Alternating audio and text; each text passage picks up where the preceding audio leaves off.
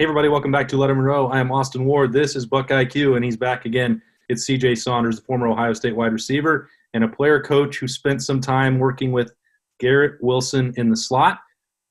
Looking at the two of you, I'd say the skill sets are probably a little bit different, but you were probably watching closely, giving a lot of tips to him as he transitioned to that role last year. CJ, what is it about him that made him a good fit? Yeah, I think the first thing about Garrett that comes to mind is elite playmaking ability. As Buckeye Nation in the country has seen since the first time he stepped on the field there 2 seasons ago now. Amazing ability to adjust to the ball when it's in the air. A sudden sharpness in his technique and his release that can really create space out of a burst and separate himself from defenders. But I think the biggest thing that comes to mind is that playmaking ability. And he doesn't even need the most space. He's able to go get, he's able to high point balls. He's able to adjust to back shoulders. We've kind of seen his whole repertoire now through 2 years, which makes the next year so exciting for him. Where have you seen that biggest growth from him from that first day that he arrived? Because it seemed like that freshman year, it took maybe into the middle of that season before Brian Hartline felt really comfortable turning him loose out there. What if somebody who's been in his shoes and played that position, what is it that requires that biggest adjustment? Yeah, I think when he comes from his freshman year where he was playing on the outside and moving into that slot formation, it's definitely, you have a different route tree. You have a different, job description in the offense. Is like what you're supposed to bring to the Buckeye offense. And so a lot of it is feel, a lot of it is zone man reads, a lot of it is finding, the best fit. Is it this hole? Is it this area in the defense? As well as if it's man-to-man, you got to be able to win on breakers, on out routes, or down the field. So I think for him, it was just kind of figuring out that this is a whole new position, whereas yes, it's wide receiver, but it asks a completely different skill set.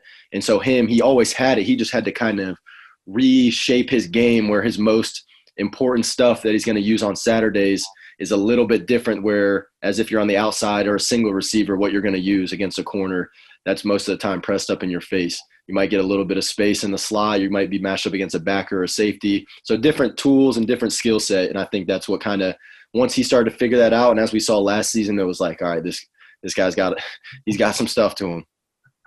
Yeah, the way he took off, I'm still just thinking, man, what if the NCAA had done the right thing? Maybe Garrett Wilson could have just stayed on the outside. Man, it would have been fun. It definitely would have been fun to play alongside my boy G. All right, well, he made some big plays last year, the last couple of years. Still growing, but we're going to take a look back at some of those scores and some of those things he was doing. I know that CJ, as a player, coach, and maybe moving on here to the NFL, he's got to protect those state secrets for Zone 6, but he's going to give us some of that insight for what Ohio State was trying to do with Garrett Wilson last year. Let's get into it right now and roll the tape. All right, CJ, some of the clips here, like he's not always working exclusively in the slot, and I guess that's what makes Garrett Wilson even more dangerous, so that you can move him around the field. Yeah, has an ability to like you said, play on the outside, and also play in the slot based on his skill set. Has the speed, has the athleticism, as well as the route running ability to play both. Like you said, really makes him a special player. It almost seems like it might be automatic for Justin Fields if he sees Garrett Wilson out wide 5 and he's getting one-on-one coverage. Like, that doesn't seem like that tough of a decision. Maybe just look that way. Yeah, he, on this route, it's kind of tough to see, but he knows that he has to beat that corner. You can see there the safety gets caught up here a little bit low. Garrett's job now is to get to that catch point, which obviously is there towards the middle of the field, but he can't just run straight there. He's got to stem at the cornerback at the start, a little bit off coverage, giving him some space, stems at him, breaks it off across the face, and then it's just kind of dig as fast as you can and then get the eyes up for the quarterback. Justin lays a great ball out there. All right, and then now we're seeing some more of that stuff that's moving around inside, shiftiness, some of those ball skills. What's the thinking here? 3rd and 7, also red zone. Couple key situations. Yeah, definitely key situations. Where we're looking here, obviously, is that back, that back square. As I like to, as we like to say at Ohio State, there's that back pylon is kind of the aiming point for the receiver. As you can see, Garrett's right on line with that. knows at the end of the route there, knows that foot tap is going to be close. Justin knows right where to put it. And then as leading up to that, you get a little motion there to kind of see Garrett can see, is this a man zone look? 21 comes down with him, bumps onto him, and then from there it's setting him up, kind of stems inside, breaks across the face, and then it's a race to that pylon. Justin and Garrett both on the same page there. They both know where it needs to be caught and execute that play. It makes it look pretty easy that way. And I wonder, like, if teams see that and, like, you can see that you build off of this, right? Like, it's not always going to go to that back pylon, and then you have to worry about him going two different directions. Like this is maybe not a perfect example of that, but it's sort of what I'm hinting towards. Yeah, and I think where Garrett gets the DB there is, as you can see, the DB's technique and with his leverage, he obviously doesn't have any help there towards the middle, and he's based on that by how he turns his hips, how he takes a step towards the inside there. You can see.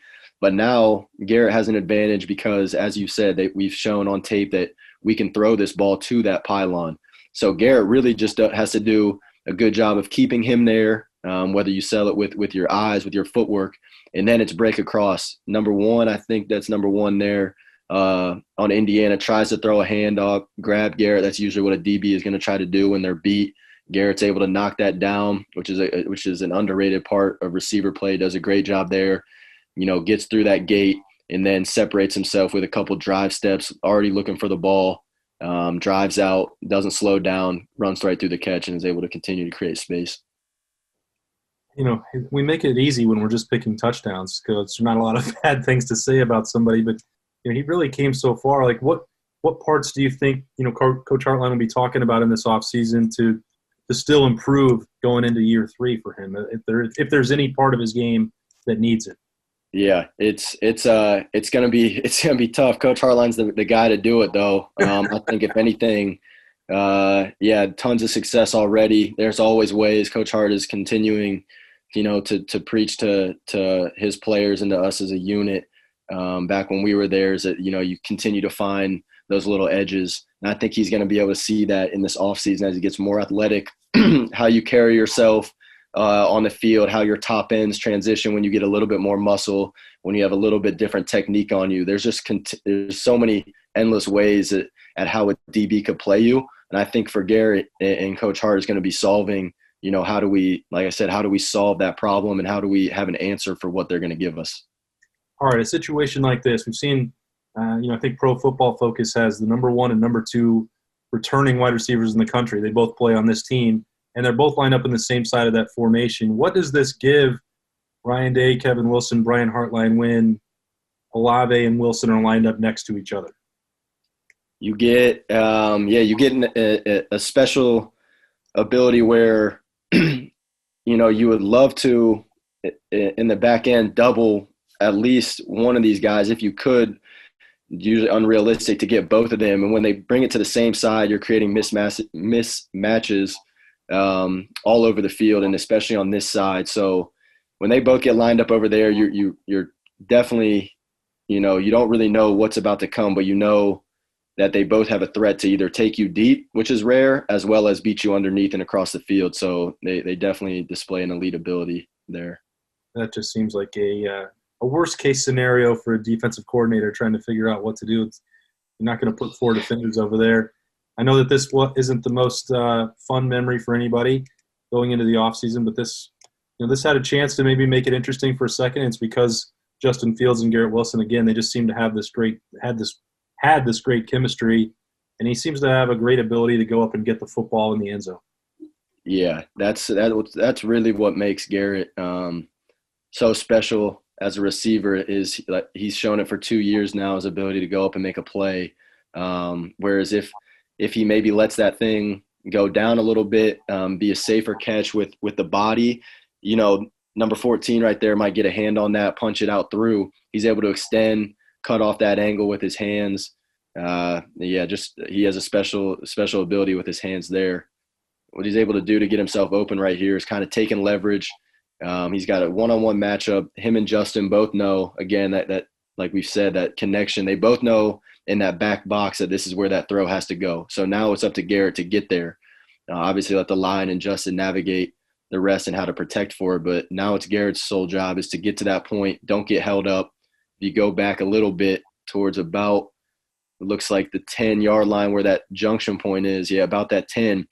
Garrett can't let this DB hold him. That's the only thing that's going to stop this from working. So as you see, Garrett starts to use somewhat of a swim technique. He's using his left hand to beat the DB's right hand. The DB is starting to kick step to try to capture Garrett. And now he just has to race to that pylon. So he's beating the hands, turning the shoulder. Now 14, as you can see, he's not supposed to let him get out there. Garrett beat the leverage, and now it's a race. And then once the ball comes, he goes and gets it, does a great job of saving. And you see 14 tries to punch that thing through. Garrett went and got it, saves himself the trouble, and turns away, which is a really, it's a special thing. It's not easy to do, and turns it and shields it from the defender there. Garrett Wilson in the end zone. We saw it a bunch last year. We saw it 2 years ago. Chance to do it again in year 3. Still getting better, working with Brian Hartline and those Buckeyes. Learned from CJ Saunders a bit as the player coach the last couple of years as well. CJ, as always, man, appreciate your insight. Thanks for joining us, man. Yeah, thanks a lot. Appreciate it. All right, for CJ Saunders, I'm Austin Ward. This has been Lettermen Row, BuckIQ. We will see you next time.